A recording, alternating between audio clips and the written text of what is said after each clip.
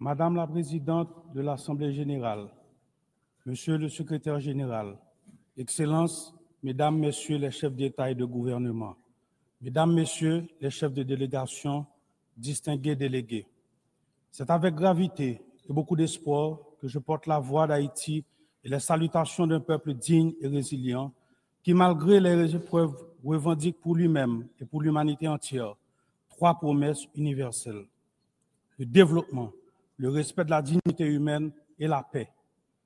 La paix qui est aujourd'hui l'urgence absolue du peuple haïtien. Au nom de ce peuple, je vous adresse, Madame la Présidente, mes plus sincères félicitations pour votre élection à la tête de cette Assemblée.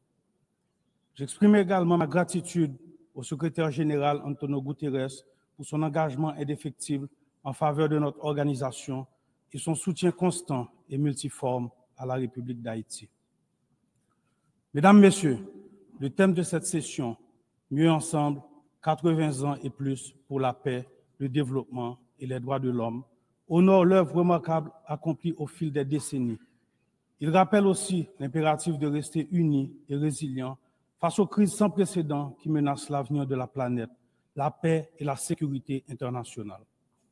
Aujourd'hui, la faim menace des millions de vies, les conflits armés se multiplient et l'extrême pauvreté s'intensifie, provoquant des migrations forcées qui ébranlent la stabilité internationale et qui mettent à l'épreuve la solidarité des nations.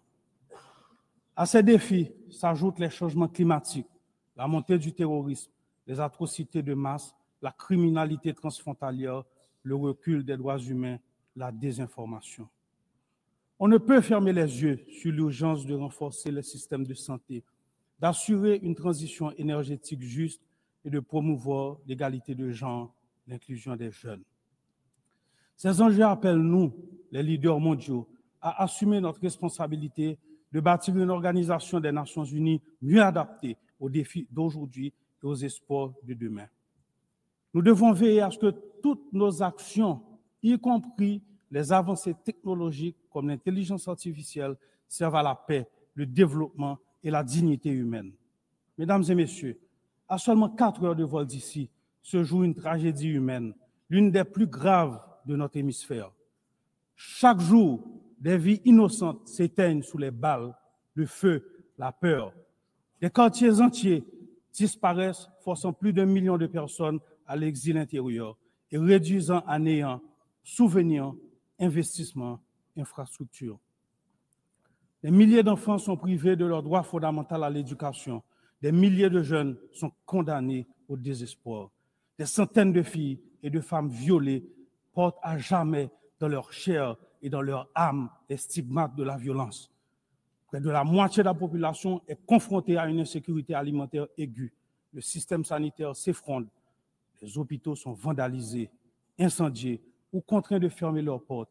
Les médecins fuient, des vies sont sacrifiées, faute de soins. Même la prise en charge des personnes vivant avec le VIH ou la tuberculose est menacée. Voilà le visage d'Haïti aujourd'hui, un pays en guerre, un Guernica contemporain, une tragédie humaine aux portes de l'Amérique, à seulement 4 heures de vol d'ici. Il faut le dire, en Haïti, c'est une guerre qui se joue, une guerre entre des criminels qui veulent imposer la violence comme ordre social et une population désarmée qui lutte pour préserver la dignité humaine et la liberté. La riposte doit être ferme et résolue. Aujourd'hui, la communauté internationale doit, aux côtés d'Haïti, déployer les grands moyens, pas de demi-mesure, mais une action forte, coordonnée et immédiate. Le silence ou l'inaction n'est pas une option. Il faut agir vite pour protéger des vies, rendre l'innocence à des enfants, offrir un avenir à des jeunes et permettre à des citoyens et citoyennes de décider de leur avenir par les urnes. Chaque minute perdue se traduit en vies humaines sacrifiées et en recul de la démocratie. Haïti veut la paix. Haïti attend la paix. Haïti a droit à la paix. Oui, mesdames et messieurs, la paix aujourd'hui, le besoin le plus urgent du peuple haïtien, elle est la raison d'être du combat sans relâche que mènent nos forces de l'ordre et la mission multinationale d'appui à la sécurité. Beaucoup de policiers et soldats sont tombés dans la guerre contre les groupes criminels. Hommage à ces héros, Haïtiens et Kenyans, qui ont payé de leur vie, leur engagement pour le rétablissement de la paix et de la sécurité en Haïti. Aujourd'hui, des 2500 initialement requis et promis, il y a sur le terrain seulement 1 millier de membres de la mission multinationale. Leur bravoure, conjuguée à nos propres efforts, n'a pas réussi à contenir la crise sécuritaire.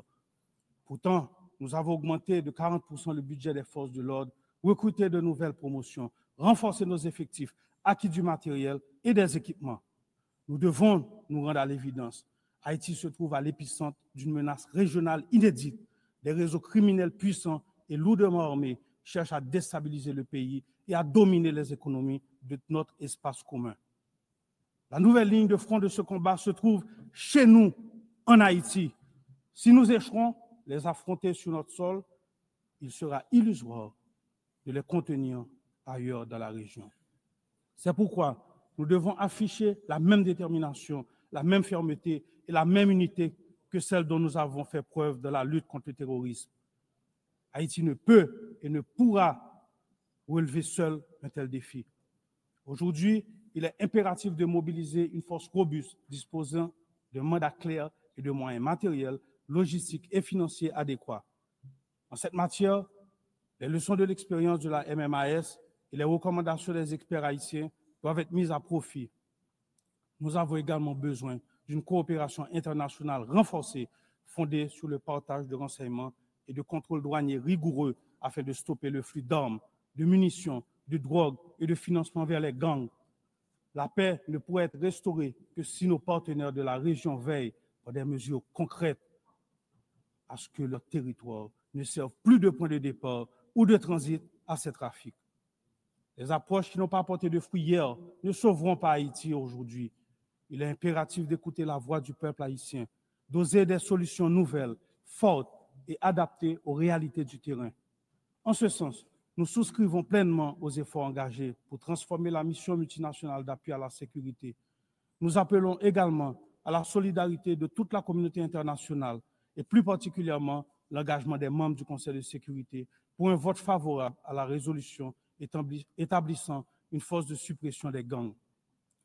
C'est pourquoi je veux exprimer au nom du peuple haïtien ma profonde gratitude aux États-Unis d'Amérique et au Panama pour cette initiative dont la concrétisation marquera un tournant décisif dans la lutte contre l'insécurité qui étouffe notre nation.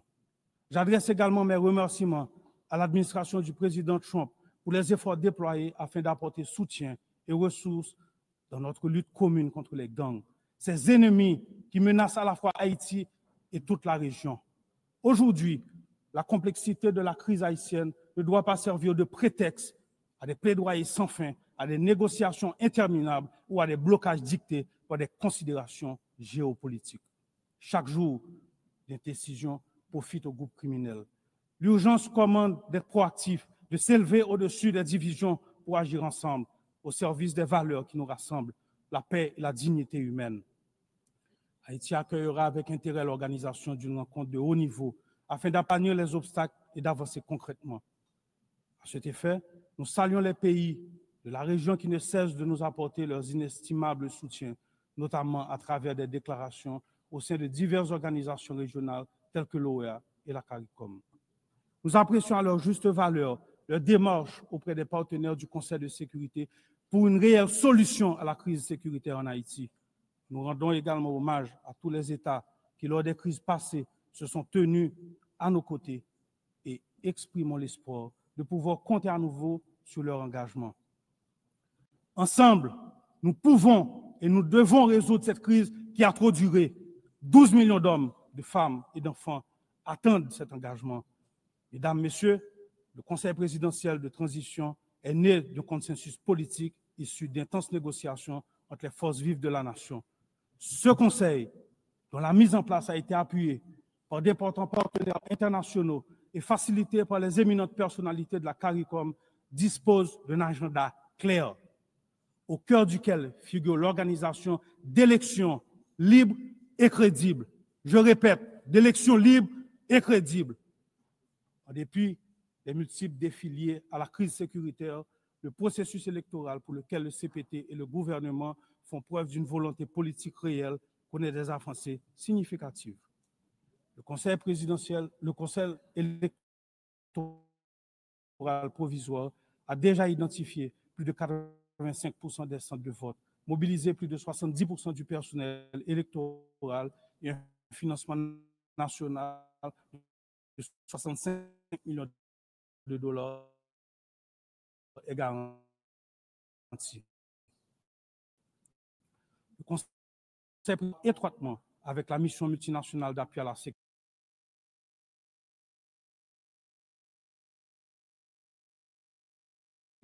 des femmes, des jeunes, des personnes en situation de handicap et des groupes marginalisés. Dans le souci de maintenir une cohabitation politique productive, des efforts constants sont entamés et poursuivront pour élargir le dialogue avec différents secteurs de la vie nationale, pour renforcer le consensus et prévenir un vide qui serait fatal à la démocratie et à la stabilité. Le peuple haïtien doit pouvoir choisir ses dirigeants. L'État veut organiser des élections crédibles. Notre plus grand obstacle demeure le rétablissement de la sécurité.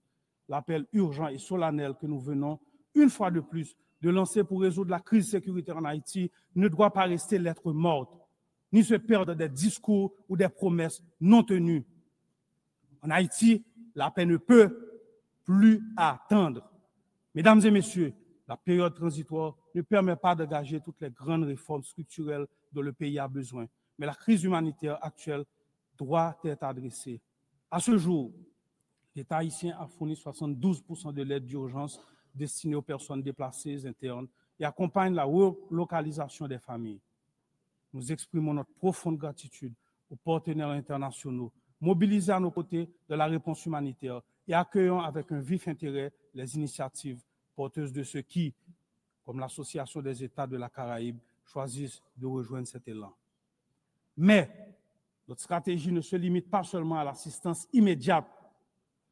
Nous devons impérativement passer de l'aide à l'investissement.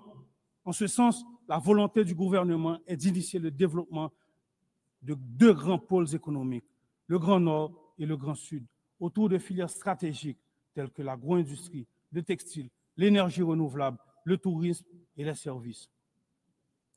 Haïti entend continuer à compter sur ses partenaires clés pour traverser cette période difficile et relancer son économie. Nous appelons à leur soutien à travers la mise en place de mécanismes concrets tels que le renouvellement de la loi Hope Help ou le lancement de projets de rénovation urbaine qui permettront de créer des emplois, de sortir durablement de l'impasse humanitaire et de réduire les pressions migratoires haïtiennes dans la région. Mesdames et messieurs, 2025 marque le bicentenaire de l'ordonnance imposant à Haïti le paiement d'une rançon pour la reconnaissance de son indépendance. Notre voix s'élève pour réclamer réparation, non pas dans un esprit de revanche ni d'acrimonie, mais avec un souci de justice et de vérité. Nous avons accueilli avec satisfaction la déclaration de la présidence française qui reconnaît la nécessité d'ouvrir des espaces de dialogue et de vérité historique, ainsi que la résolution du 5 juin 2025 de l'Assemblée nationale française reconnaissant l'injustice de cette rançon. Haïti a mis en place le Comité national de réparation et de restitution. Nous demandons que ces avancées soient suivies d'actions concrètes.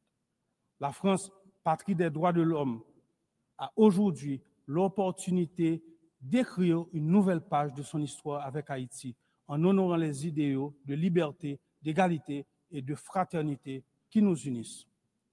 Mesdames et messieurs, je me dois de souligner l'apport inestimable de la diaspora haïtienne à travers le monde et le sort souvent difficile qui lui est réservé. Qu'ils vivent en Amérique, en Europe, en Afrique ou ailleurs, les millions d'Haïtiens à l'étranger contribuent au développement d'Haïti. Alors que nous traversons une crise multidimensionnelle, nous appelons à la patience et à la compréhension de nos partenaires et amis, afin que nos ressortissants soient toujours traités avec respect et dignité. Derrière chaque migrant, il y a un visage, une famille, une histoire et une contribution au pays d'accueil. Haïti réaffirme son attachement au dialogue et à la coopération bilatérale dans l'esprit du bon voisinage et du respect mutuel, afin d'identifier des solutions équilibrées et durables aux problèmes de l'île. La circulation sûre et régulière des biens et des personnes, notamment par voie aérienne, est essentielle à un avenir partagé et à une prospérité commune. Mesdames et messieurs, l'Haïti de demain mérite la paix et la prospérité, un avenir fondé sur un système judiciaire indépendant, une éducation universelle, des soins de santé accessibles à tous et une économie qui offre à chacun les mêmes chances de réussir. Cet avenir exige réforme courageuse, justice indépendante et fin de l'impunité. Nous avons le 16 avril 2025 promulgué un décret instituant 2 pôles judiciaires spécialisés. Un pour la répression des crimes et délits financiers complexes et l'autre pour la répression des crimes de masse et des violences sexuelles. Nous avançons sur leur effectivité. Nous sommes prêts à continuer sur cette voie. Ce n'est pas le moment d'éprouver ce sentiment de Haiti fatigue. La communauté internationale n'a pas le droit de détourner le regard de la situation d'Haïti. Face à l'ampleur de cette crise, le silence ne serait pas neutralité, il serait complicité. Mesdames et messieurs, permettez-moi de rendre hommage au peuple haïtien. Le représenter ici est le plus grand honneur de ma vie. Au-delà de fonction de président du Conseil présidentiel de transition d'Haïti, je suis un citoyen haïtien authentique, engagé et profondément attaché à cette terre. Une terre de liberté et de dignité, de courage et de talent. Haïti n'est pas une nation de résignés. Nous sommes un grand peuple, un peuple solidaire, des femmes et des hommes qui se sont sacrifiés pour leur patrie et pour l'humanité. Haïti n'est pas un territoire livré aux criminels armés, mais une nation debout, composée de familles dignes et résilientes, qui chaque jour, malgré les pires épreuves, luttent pour un avenir meilleur. Je rends hommage à mes compatriotes qui sont sans conteste parmi les peuples les plus résilients de la terre. Ils méritent mieux. Leur redonner espoir est ma seule mission. C'est pourquoi, en ce moment, je vous appelle à vous tenir aux côtés d'Haïti. Nous devons bâtir la paix en Haïti, pour la Caraïbe, pour les Amériques, pour l'humanité entière. Je vous remercie.